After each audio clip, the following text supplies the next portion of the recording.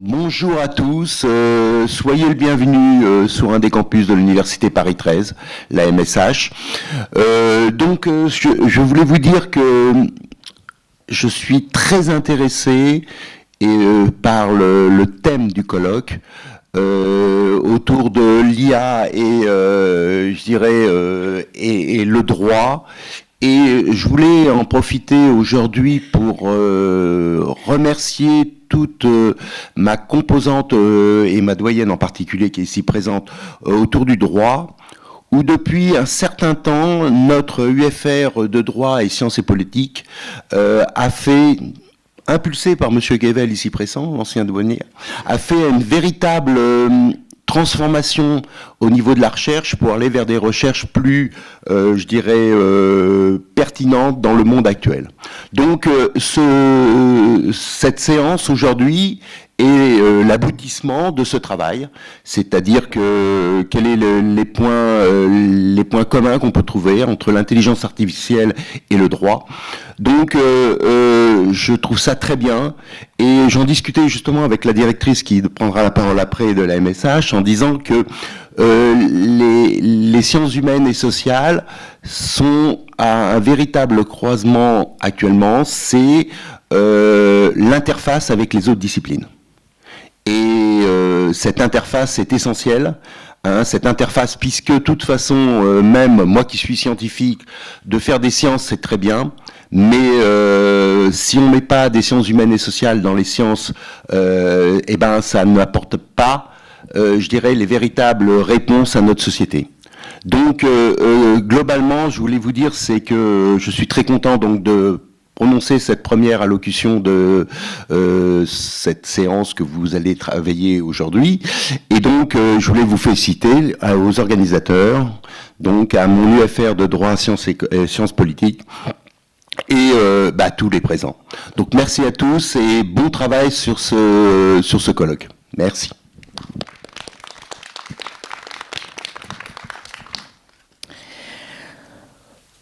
Bonjour à toutes et à tous. Donc, je suis très heureuse au nom de la MSH, une unité de service et de recherche qui réunit l'Université de Paris 13, l'Université de Paris 8 et le CNRS.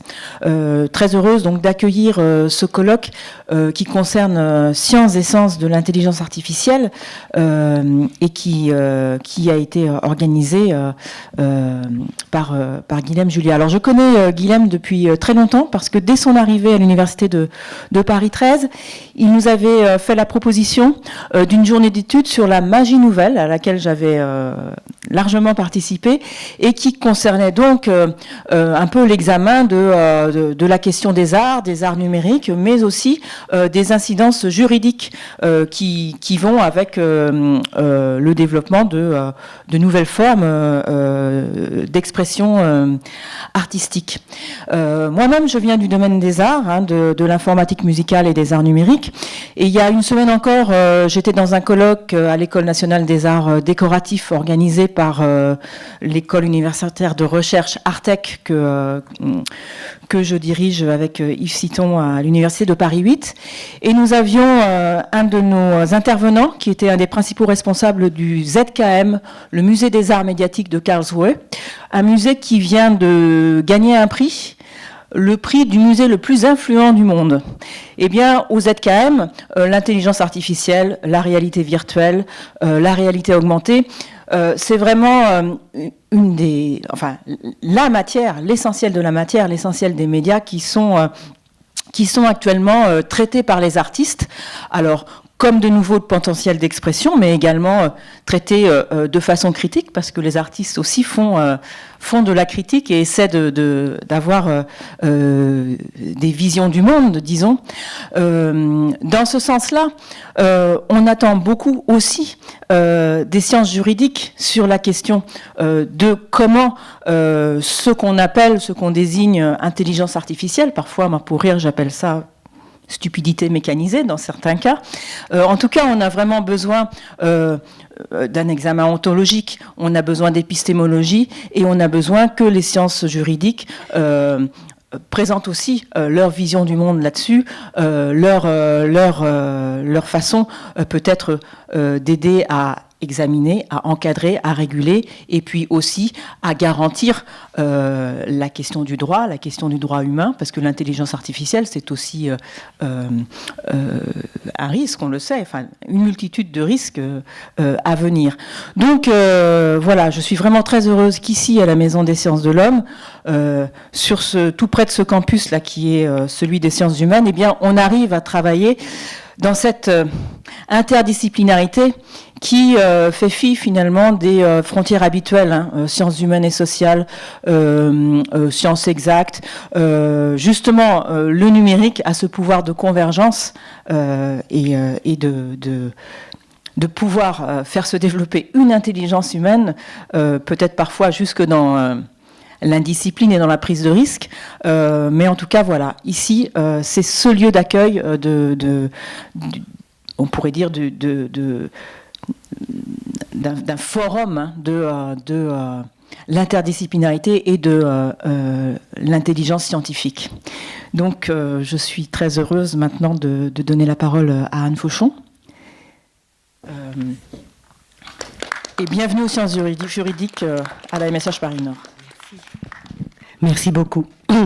J'ai grand plaisir d'ouvrir ce colloque avec le président de notre université qui tout récemment a été rebaptisée Sorbonne Paris-Nord et Madame Anne Sédet, donc directrice de la Maison des sciences de l'homme, qui nous accueille aujourd'hui et que je remercie. Je suis ravie, chère Madame, de cette occasion, vous l'avez dit, qui renforce les liens qui unissent l'institution que vous dirigez et notre université. Le numérique et l'intelligence artificielle nous intéressant pareillement. Et puis en plus, nous sommes tout à côté du campus Condorcet qui nous est cher. Alors, cher Jean-Pierre, nous sommes particulièrement chanceux de te compter parmi nous ce matin parce que j'ai compris qu'un bug, justement, d'intelligence artificielle a failli nous priver de ta présence. Vous saurez tout, chers étudiants, chers publics, l'agenda du président dispose d'un code couleur par zone de rendez-vous. Or, le rose, réservé à la MSH, ne s'est pas déclenché. Tu as donc failli rester sur le site de Villetaneuse et Dieu merci, un appel à ton chef de cabinet vendredi nous a permis de rectifier le tir. Je voudrais aussi remercier le dévouement de mesdames Claudine Moutardier, Sandrine Caron et Odile Bettencourt, ainsi que messieurs Benoît Ribeiro et pour la MSH, monsieur Nicolas Bonnefou, et puis pour l'accueil efficace et chaleureux qu'il vous a réservé, cher public, mesdames Randa Benraba et Gladys Kleiner et monsieur Jean-Pierre Lolive. Alors, à l'origine de ce colloque, il y a eu la remarque d'une de mes collègues, alors que je faisais campagne, qui regrettait que l'UFR-DSPS n'organisât plus de journées de recherche avec un thème qui fédérerait plusieurs de ses sections. Une fois élue, après ma première rencontre avec les autres directeurs de composantes qui se sont montrés particulièrement chaleureux avec moi, je me suis dit que ce serait encore mieux si toutes les composantes étaient associées. En effet, souvent tu le soulignes, Jean-Pierre, la pluridisciplinarité est une des principales ressources de notre université. Et on le sait, le décloisonnement des matières peut être source d'un grand enrichissement. Vous le vérifierez, cher public, aujourd'hui. Du coup, compte tenu des axes communs de recherche développés au sein des laboratoires renommés de notre établissement et de l'actualité, celui de l'intelligence artificielle s'est vite imposé. Et d'ailleurs, la présence parmi nous du vice-président activité numérique, monsieur Younes Benani, en témoigne. Vous pourrez le constater aussi au travers des interventions qui vont suivre. Presque toutes les composantes sont représentées aujourd'hui. Je remercie donc très vivement toutes leurs directrices et directeurs et nos collègues en relevant qui ont bien voulu répondre à cette initiative inédite. Restait à mettre le projet sur pied et c'est alors qu'intervient mon collègue et ami Guilhem Julien, vice-doyen à la recherche, qui m'épaule avec dévouement et une fidélité indéfectible. Il a pris en main l'organisation assez lourde, vous vous en douterez, avec son efficacité habituelle. Je le remercie infiniment et d'ailleurs je lui passe la parole sans plus attendre. Cher public, chers étudiants, je vous souhaite une excellente journée et j'aurai le plaisir de vous retrouver en fin d'après-midi pour vous parler du l'inspecteur des impôts augmentés. Je vous remercie.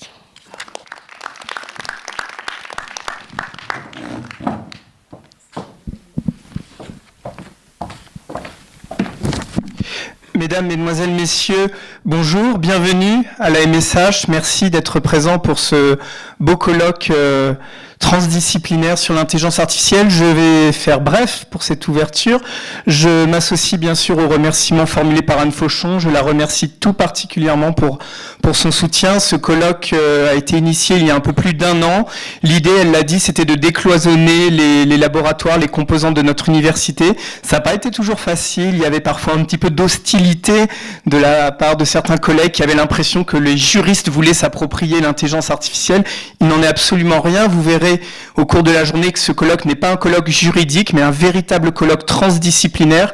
Et vous verrez que surtout l'intelligence artificielle est vraiment une matière favorable au partage et non pas à l'appropriation ou au cloisonnement.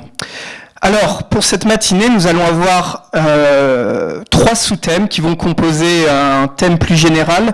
Ce thème, c'est cerner l'intelligence artificielle, et 3 sous-thèmes vont se succéder, qui vont être l'existence d'une intelligence artificielle, avec un point d'interrogation, c'est toute la question de savoir si une intelligence artificielle existe véritablement. Un deuxième thème consacré à l'intelligence artificielle, à la conquête des marchés, et un troisième thème consacré à la régulation de l'intelligence artificielle. Avant de laisser la parole aux premiers intervenants, j'aimerais souligner le plaisir que j'ai à voir d'autres manifestations transdisciplinaires voir le jour. Elles sont de plus en plus nombreuses, y compris sur ces thèmes du numérique et de l'intelligence artificielle. Et j'aimerais simplement vous citer l'exemple de l'Institut des hautes études sur la justice, qui organise avec l'ENM, dans son antenne parisienne, l'École nationale de la magistrature, un séminaire droit et mathématiques. Et je vous donne les 2 prochaines dates, car elles sont toutes proches, justement, de ces séminaires. Ce sera le 28 novembre prochain et le 5 décembre prochain. Ça se passe à l'École nationale de la magistrature à Paris. C'est à 17h30, 17h45. Et le premier thème, vous allez voir, il est éloquent, la raison calculatoire entre scientisme et politique. Et le second thème, celui du 5 décembre, coup data, les données, nouvelles clés du pouvoir. Donc vous voyez, un séminaire droit et mathématiques où là encore, les sciences vont se rencontrer, les sciences dures, les sciences humaines.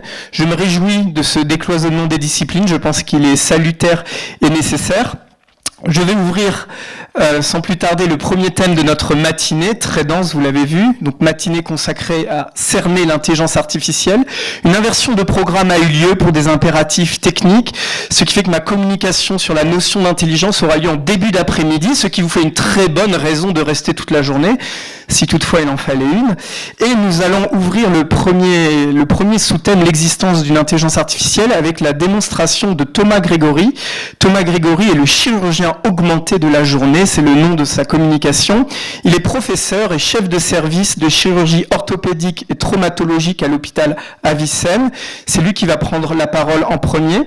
Nous écouterons ensuite Younes Benani, professeur à l'Institut Galilée, dans le laboratoire LIPN, qui nous parlera de l'intelligence artificielle entre confiance et défiance, réalité et illusion. Voilà pour ce premier sous-thème de la matinée. Je reprendrai la parole pour faire les transitions. Encore un grand merci à toutes et tous, vous public présents, vous les intervenants. Merci à la MSH pour son accueil.